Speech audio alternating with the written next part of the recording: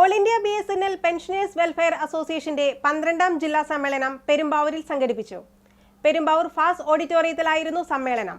Report, വരവ് ചെലവ് കണക്കുകൾ, പ്രമേയം എന്നിവയുടെ അവതരണവും സംഘടനാതല ചർച്ചയും നടന്നു.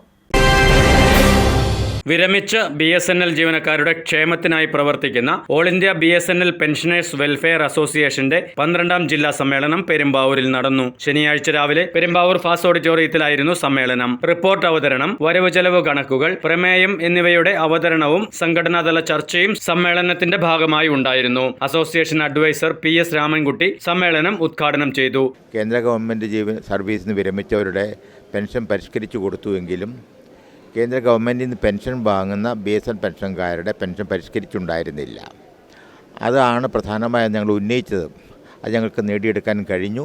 പക്ഷേ 2016 ശേഷം വീണ്ടും കേന്ദ്ര ഗവൺമെൻറ് പെൻഷൻകാരുടെ പെൻഷൻ പരിഷ്കരിച്ചപ്പോൾ ഒരിക്കൽ കൂടി BSNLകാരെ അവഗണിക്കുകയാണ് ചെയ്തിട്ടുള്ളത്. അതുകൊണ്ട് അത് നേടിയെടുക്കാനുള്ള പ്രക്ഷോഭണ പരിപാടികളുമായിട്ട് ഞങ്ങൾ മുന്നോട്ട് പോവുകയാണ്. എല്ലാ ചർച്ചകളും പരാജയപ്പെട്ടതിന് ശേഷം ഒരുപാട് സമരങ്ങളൊക്കെ നടത്തിയിട്ടും അതിൻ്റെ ഫലം കാണാത്തതുകൊണ്ട് ഞങ്ങൾ കോടതിയെ സമീപിച്ചു. കോടതി ഞങ്ങൾക്ക് അനുകൂലമായി വിധി തന്നിട്ടും ഏതാണ്ട് 11 മാസം കഴിഞ്ഞിരിക്കുകയാണ്.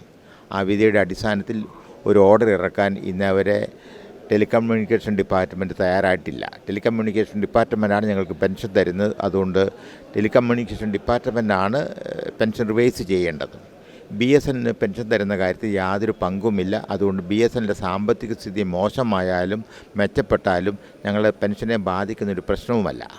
ആ നിലയ്ക്ക് മറ്റ് 60 ലക്ഷത്തിലധികം വരുന്ന കേന്ദ്ര ഗവൺമെൻറ് പെൻഷൻകാർക്ക് കൊടുത്ത ആനുകൂല്യങ്ങൾ വെച്ചുകൊണ്ട് തന്നെ ഞങ്ങളുടെ പെൻഷൻ റിവൈസ് ചെയ്യണം എന്നൊരാവശ്യമാണ് ഞങ്ങൾ ഉന്നയിച്ചിരിക്കുന്നത്.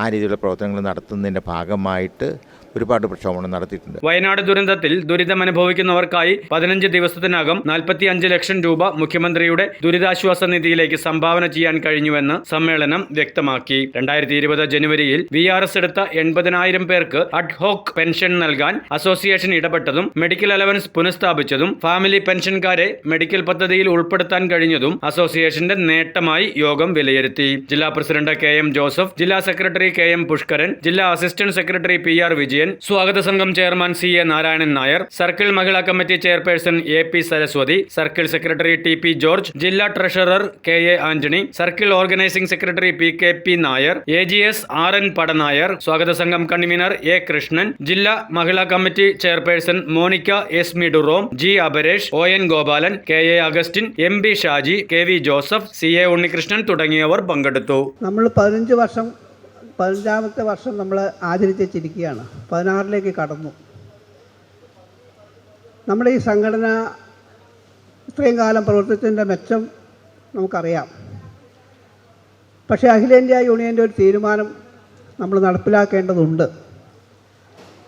ഈ മെമ്പർഷിപ്പുമായി ബന്ധപ്പെട്ടുകൊണ്ട് ഇവിടെ സൂചിപ്പിച്ച ഒരു കാര്യം, നമ്മുടെ സംഘടനയാണ് പെൻഷൻ രംഗത്ത് ഐഡൻറ്റിഫൈഡ് അസോസിയേഷനായിട്ട് അംഗീകരിച്ചിട്ടുള്ളത്. എന്ന് പറഞ്ഞാൽ വിവിധ പെൻഷൻ സംഘടനകളുണ്ടെങ്കിലും BSLPWA ആണ് സർക്കാർ അംഗീകരിച്ചിട്ടുള്ളതെന്ന് ഞാൻ പറയാൻ ഉദ്ദേശിച്ചത്. News desk, media city, Perumbavoor.